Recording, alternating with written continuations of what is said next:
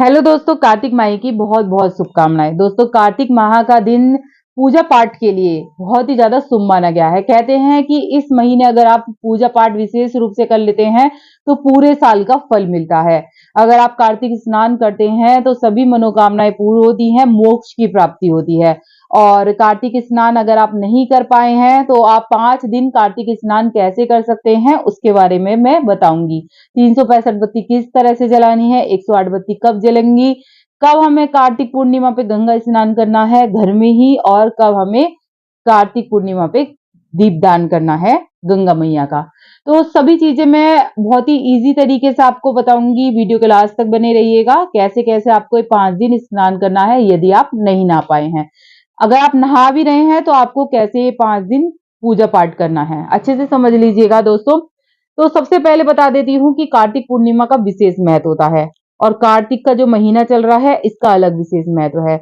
जैसे ही हमारा 18 तारीख से ही जो कार्तिक स्नान शुरू हुए थे, और ये जो है 11 तारीख को, 11, 12, 13, 14, 15 5 दिन का स्नान रह जाएगा। तो पांच, अगर आप कार्तिक नहीं नहाए हैं तो 11 तारीख से स्टार्ट कर दीजिए। और क्योंकि 15 तारीख को कार्तिक पूर्णिमा पे ये स्नान खत्म हो रहा है, तो आप 5 दिन का स्नान कर सकते हैं।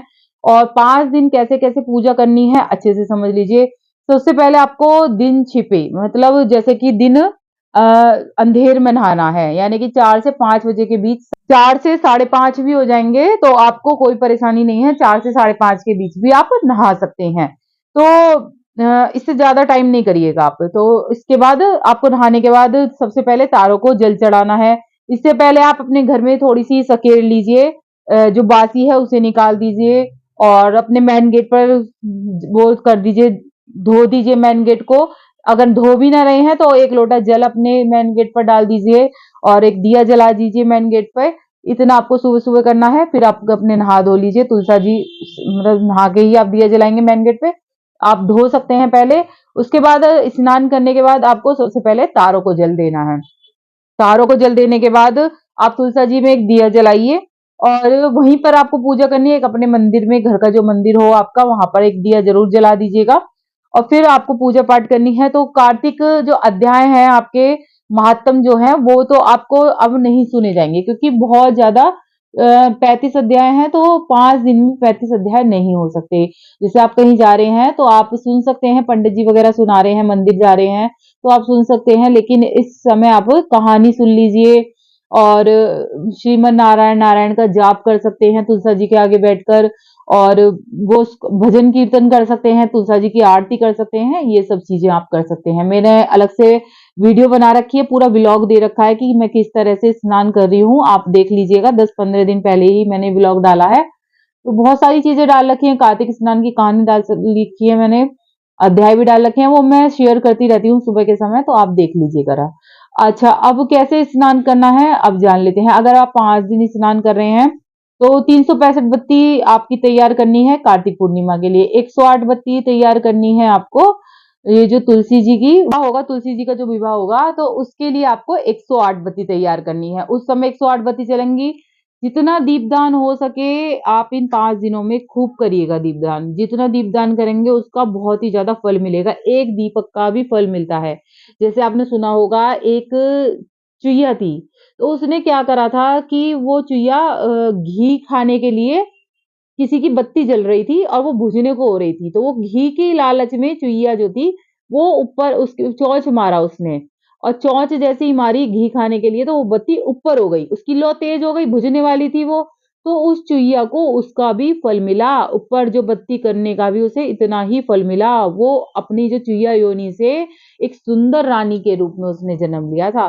तो एक दीपक का भी तो आपको पूरा फल मिलने वाला है, अगले जन्म तक ये फल मिलेगा। आप करके देखिएगा, बहुत ही अचूक उपाय मैं बता रही हूँ। दीपदान जितना कर सकें शिवालय में करिए, आंवले के वृक्ष में करिए, समी के वृक्ष में करिए, बेलपत्री के वृक्ष में करिए, पीपल में करिए, बहुत से बट वृक्ष में करिए, जितने भी देव वृक्ष है हमारे वहां पर करिए, शिवालय में करिए, सब जगह करिए आप दीपदान। जितना दीपदान आप करेंगे उसका उतना ही फल मिलेगा, क्योंकि कार्तिक का महीना तो दीपदान का ही होता है। अगर आप बिल्कुल भी नहीं कर पाए हैं, अब 365 बत्ती आप मान लीजिए पूजा पाठ नहीं करते हैं, तो आपके हस्बैंड नहीं करते हैं, आपके घर में कोई पूजा पाठ नहीं करता है, तो उसके हाथ से 365 बत्ती जलवा दीजिए। उससे क्या होता है कि 365 दिन यानी कि पूरे 1 साल की पूजा का फल मिलता है आपको। तो ये कैसे जलेंगी वो मैं अपनी नेक्स्ट वीडियो में लेके आऊँगी, उसे देखिएगा कि किस तरह से जलेंगी। आंवला नवमी और गोपाष्टमी की मैंने वीडियो डाल रखी है, उसे भी देखिएगा किस तरह से करना है। मान लीजिए किसी की संतान नहीं है, संतान यानी कि लड़की नहीं है, लड़के हैं बस लड़कियाँ जैसे कि लड़कियां नहीं हैं तो आप क्या कर सकते हैं कि आप तुलसा जी का विवाह कर सकते हैं, जो कि 12 तारीख को पड़ रहा है, देवउठान के दिन पड़ रहा है। और उस दिन कर लीजिए आप तुलसी जी का विवाह, और उसमें आप कर सकते हैं कन्यादान कर सकते हैं। इससे आपको उतना ही फल मिलेगा जितना एक लड़की के कन्यादान में मिलता है। और कैसे विदाई करनी है सभी वीडियो मेरे चैनल पे आ चुकी हैं। और कैसे तुलसी विवाह करना है बहुत ही सरल तरीके से, अकेले भी आप उस तुलसी विवाह को कर सकते हैं। उस वीडियो को अच्छे से देखिएगा।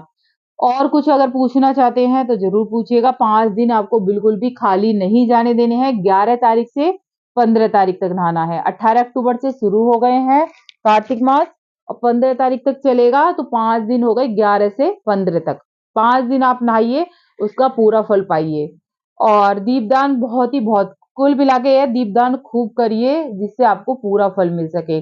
और किस तरह से दीपदान करने हैं उसकी नेक्स्ट वीडियो आने वाली है, उसे अच्छे से देखिएगा। और अच्छी लगे तो लाइक सब्सक्राइब जरूर कर लीजिए चैनल को, जो आगे वीडियो मिलती है। राधे राधे।